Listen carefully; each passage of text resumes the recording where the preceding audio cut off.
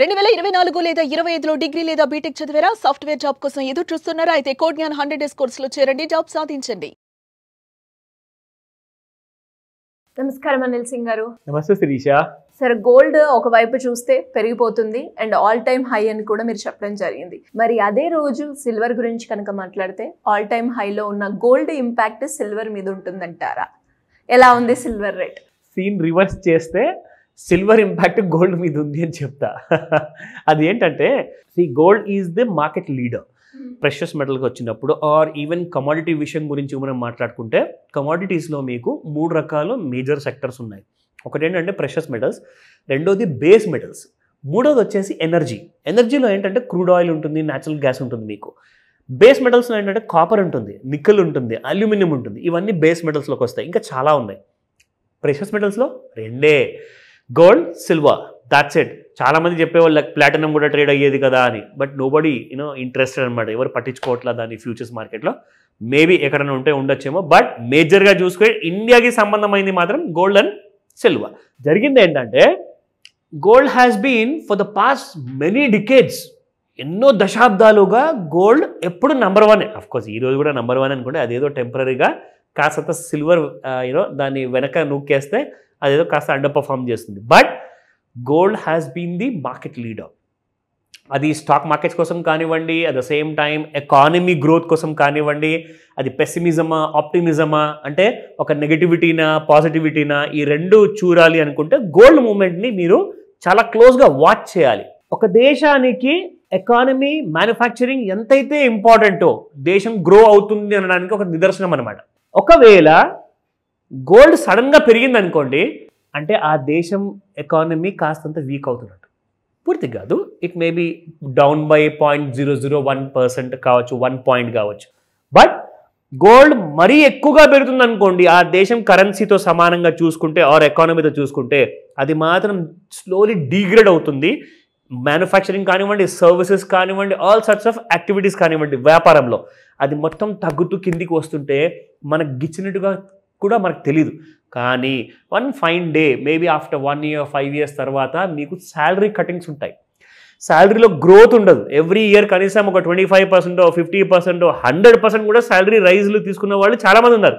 వాళ్ళకే అసలు 5% కూడా రాకపోతే సంవత్సరానికి, దానికి అర్థం ఏంటండి అంటే మ్యానుఫ్యాక్చరింగ్ యాక్టివిటీ కానివ్వండి, బిజినెస్ యాక్టివిటీ కానివ్వండి నెగిటివ్లోకి వచ్చేసింది. సో గోల్డ్ బాగా పెరుగుతుందంటే అందరు ఏం చేస్తున్నారంటే భయపడేసి వ్యాపారంలో నుంచి, స్టాక్ మార్కెట్ నుంచి డబ్బులు తీసి బంగారంలో పెట్టేస్తారు. ఎందుకంటే this is always a strong kind of a growth giver అనమాట. సో ఇవన్నీ ఎందుకు చెప్తున్నాను అంటే, బంగారము విషయానికి వచ్చినప్పుడు బంగారం ఇంత పెద్ద కింగే అయినప్పుడు మరి గత కొన్ని నెలల నుంచి సిల్వర్ ఎందుకు అవుట్ పర్ఫార్మ్ చేస్తుంది అన్నదే మన అన్వేషణ. This is what the whole thing why we're discussing. చాలా ఎపిసోడ్స్లో మనం ఈ మాట చెప్పడానికి ట్రై చేస్తున్నాము, దానికి ఎందుకు కారణాలు ఎక్స్ప్లెయిన్ చేశాము. లైక్ ఇవాళ కూడా మీకు కొన్ని రీజన్స్ చెప్పాను. అయితే సిల్వర్ విషయానికి వస్తే, మన సార్ ట్రంప్ గారు ఏదైతే ఆయన మ్యానుఫ్యాక్చరింగ్ యాక్టివిటీ గురించి కాస్తంత పాజిటివ్ న్యూస్ ఇచ్చారు కొన్ని నెలల ముందు, దానివల్ల ఏమైందంటే కన్జంప్షన్ అండ్ ఫ్యాక్టరీస్లో మ్యానుఫ్యాక్చరింగ్ అనేది పెరిగిపోయింది. Like electronics, maybe pharma and many things. Silver ఏంటంటే ఇవన్నీ చోట్లలో కన్జ్యూమ్ అవ్వబడుతుంది. కన్జ్యూమ్ అంటే ఏంటంటే అది వాడకంలో ఉంటుంది, ప్లస్ ఒక్కసారి అది వాడకంలోకి వెళ్ళిపోయింది అనుకోండి, అది ఆవిరైపోయినట్టే. అంటే ఇప్పుడు అది మార్కెట్లో ఉన్నట్టు కాదు. ఇప్పుడు ఫర్ ఎగ్జాంపుల్ అండి, ఫుడ్ మీరు మధ్యాహ్నం పూట ఒక ఫ్రెష్ లంచ్ రెడీ చేశారు, అది ఫ్రెష్గా మీరు మధ్యాహ్నం తినకపోతే సాయంత్రం వరకు, నెక్స్ట్ డే వరకు ఏమవుతుంది, పాడైపోతుంది. సో ఫుడ్ మీరు తిని కన్జ్యూమ్ చేస్తేనే అది పోయినట్టు లెక్క అనమాట. కానీ సిల్వర్ ఏంటంటే సేమ్ ఫుడ్ లానే మీకు కన్జ్యూమ్ అయిపోతుంది. గోల్డ్ మాత్రం అలాగే ఆస్తి రూపంలో స్థిరాస్తి లాగా ఉండిపోతుంది. సో సిల్వర్లో డిమాండ్ బాగా పెరిగింది. అయితే మ్యానుఫ్యాక్చరింగ్ యాక్టివిటీ పెరిగిపోవడం వల్ల కదండి సిల్వర్ పెరిగింది.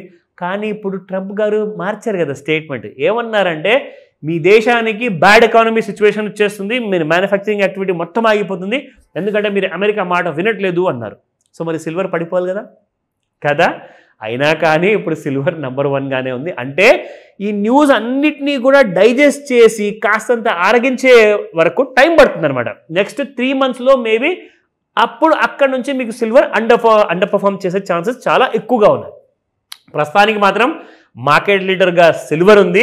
సో సిల్వర్ పరిస్థితి ఇవాళ ఎలా ఉంది అండ్ ఫ్యూచర్స్ మార్కెట్లో ఎలా ఉండబోతుంది, సాయంత్రం 5 నుంచి 9 గంటల మధ్యలో ఎలాంటి కైండ్ ఆఫ్ స్పెసిఫిక్గా న్యూస్ రాబోతుందా సిల్వర్ కోసము, ఆ విషయాలు ప్లస్ లెవెల్స్ ఏముండబోతున్నాయి, సో దట్ మీ హోంవర్క్తో పోల్చుకోవచ్చు. నిన్న 125 రూపాయలు పర్ గ్రామ్ ఉన్న సిల్వర్ ఇవాళ 126 రూపాయలు ఉంది. యాక్చువల్గా చూడబోతే గోల్డ్ ఆల్ టైమ్ హై వచ్చే ముందే సిల్వర్ కూడా ఈ పాటికి 130 రూపాయలు దాటిపోవాల్సింది, కానీ దాటలేదు. అంటే మన ట్రంప్ గారి మహిమ. ఆయన మ్యానుఫ్యాక్చరింగ్ గురించి నెగిటివ్ స్టేట్మెంట్ ఇవ్వగానే ఇది కాస్తంత స్లోగా పెరగడం మొదలైంది. దీని ఇంపాక్ట్ మాత్రం మీకు 1 month to 3 months మధ్యలో కనపడుతుంది. నా ఇక్కడ చూసుకుంటే ఎంసెక్స్ సిల్వర్ ఈ రోజున ఎంసెక్స్ ఎక్స్చేంజ్లో చూసుకుంటే 1,13,300 రూపాయలు ట్రేడ్ అవుతుంది, మైనస్ బై అబౌట్ దాదాపు 200 రూపీస్. సో ఇక్కడ మనం హై చూసుకుంటే 1,13,530 అండ్ 1,13,246 ఉంది. సో దీని మధ్యలో ఉండబోతుందా అది మనకు రెసిస్టెన్స్ అండ్ సపోర్ట్ చెప్తుంది.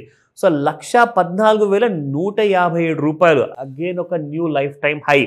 రెసిస్టెన్స్ 2 చూసుకుంటే 1,15,233 రూపాయలు అండ్ 1,15,886 రూపాయలు. These are the 3 resistances. నా లుకింగ్ ఎట్ ది సపోర్ట్ 1, 1,12,428 రూపాయలు ఈజ్ ద ఫస్ట్ సపోర్ట్. ఒకవేళ ఇది దిగితే యూ కెన్ సీ 1,11,775 అండ్ 1,10,699. అదేదో బాటా ప్రైసింగ్ లా ఉంది. సిల్వర్ మాత్రం డౌన్ సైడ్ కి ఛాన్సెస్ చాలా తక్కువ, అప్ సైడ్ కి ఛాన్సెస్ చాలా ఎక్కువ. And this doesn't mean that I'm giving a by recommendation. Please understand, ఇది ప్యూర్లీ లెర్నింగ్ ప్రాసెస్ వీడియో మాత్రమే. మీరు నేర్చుకోండి, ఎంత నేర్చుకున్నా తక్కువే. నిన్న సంపాదించిన ప్రాఫిట్ ఈ రోజున అది లాస్ రూపంలో మారడానికి ఎక్కువసేపు పట్టదు. సో కాబట్టి మీరు నిరంతరంగా రెగ్యులర్గా ప్రాఫిట్ సంపాదించాలి అంటే ఏం చేయాలి? నేర్చుకునే విషయంలో నంబర్ 1గా ఉండండి. ఈ వీడియోని చాలా మందికి పనికి వస్తుంది, స్పెషల్లీ హౌస్ వైఫ్స్ కానివ్వండి, వాళ్ళ బడ్జెట్ ప్లానింగ్ కానివ్వండి. మ్యానుఫ్యాక్చరింగ్ యాక్టివిటీ తగ్గితే నేను నెక్స్ట్ మంత్ రేషన్లో ఏం తగ్గించుకోవాలి, గ్రాసరీలో ఏం తగ్గించుకోవాలి అంటే ఇవన్నిటి వల్ల ఏమవుతుందంటే మీరు మెల్లమెల్లగా ఆ స్మార్ట్ థింకింగ్ అలవాటు పడతారు. దానివల్ల ఏమవుతుందంటే మీరు బడ్జెట్లో సేవింగ్ చేసుకుంటారు. అమ్మో అదేదో జీతాలు తగ్గుతాయి అంటున్నారు అంటే ఇప్పటి నుంచే సేవింగ్స్ చేసుకోవాలా, పెట్టుబడి చేసుకోవాలా, ఇవన్నీ కూడా మీకు పనికొచ్చే విషయాలండి. మీరు ఇలాంటి విషయాల గురించి మీరు ఒకవేళ సీరియస్ లేకపోతే రేపటి రోజున you'll have a bad surprise in front of your door. So గుర్తుపెట్టుకోండి, ఇలాంటి విషయాల్లో మనకెందుకులే అనుకున్నవాడు ఎప్పుడు వెనుకుండిపోతాడు. అండ్ ఎవరైతే ప్రతి ఇన్ఫర్మేటివ్ నాలెడ్జ్ని రానివ్వండి నేను ఇంకా నేర్చుకుంటాను అన్న పాజిటివ్ ఓపెన్ కైండ్ ఆఫ్ మెంటాలిటీతో ఉంటే వాళ్ళే ఎప్పుడు లైఫ్లో కోట్లాధికారి అవుతారు. సో ఈ విషయాలన్నీ కూడా మనము ఫైనాన్షియల్ లిటరసీలో భాగంగా కాబట్టి I'm educating in this program. So ఎలాంటి డౌట్స్ ఉన్నా కాల్ చేసి అడగండి, డౌట్స్ అన్ని తీర్చుకోండి. నేను ఎక్కడున్నాను మీకోసం. Thank you sir, thank you so much. Welcome Sirisha. Suman టీవీలో మీ పర్సనల్ అండ్ బిజినెస్ ప్రమోషన్స్ కోసం కింది నెంబర్కి కాంటాక్ట్ చేయండి.